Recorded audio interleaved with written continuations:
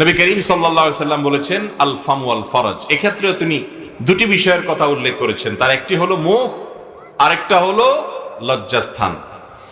তিনি বলেছেন এই দুটি অঙ্গ অর্থাৎ মুখ এবং লজ্জাস্থান, এগুলোর কারণে মানুষ সবচেয়ে বেশি জাহান্নামে যাবে। কারণ এগুলোর মাধ্যমে যে পাপ হয়, এই অপরাধ, এই গুনাহ হয় সবচেয়ে ডেঞ্জারাস, সবচেয়ে ভয়াবহ, সবচেয়ে বিপজ্জনক। এগুলো মানুষকে সবচেয়ে বেশি জাহান্নামে নিবে। মুখ দ্বারা মানুষ সবচেয়ে বড় যে অপরাধটি করে সেটা হলো কুফর, আল্লাহকে অস্বীকার করা।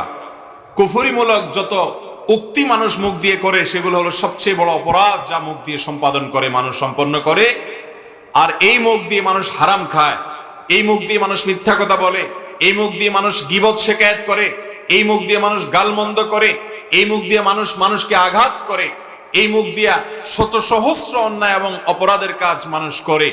এই জন্য নবী করিম সাল্লাল্লাহু আলাইহি সাল্লাম বলেছেন মানুষের পুরো মাথা থেকে পা পর্যন্ত আপাদমস্তক গোটা শরীরের যত অঙ্গ আছে, এই দুটি অঙ্গের কারণে মানুষ সবচেয়ে বেশি জাহান্নামে যাবে।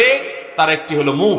এই মুখকে যদি কেউ নিয়ন্ত্রণ করতে পারে, হারাম খায় না তার মুখ দিয়ে, সে মুখ দিয়ে হারাম কথা বলে না, হারাম আচরণ করে না, এটা যদি হয়। আর দ্বিতীয়ত হলো লজ্জাস্থান। এটার যদি অপব্যবহার সে না করে, যথেচ্ছা ব্যবহার না করে, অন্যায় জায়গা ব্যবহার না করে, আল্লাহর আদেশ নিষেধের মধ্যে সে থেকে চলে, তাহলে সে জান্নাতে যায়। আর এই লজ্জাস্থানের অপব্যবহারের কারণে, সেক্সুয়াল অপরাধের কারণে, রিলেশনশিপের নামে, অবৈধ সম্পর্কের নামে নানা রকমের হারাম সম্পর্কে মানুষ জড়িয়ে পড়ে। এগুলো জাহান্নামে যাওয়ার অনেক বড় কারণ।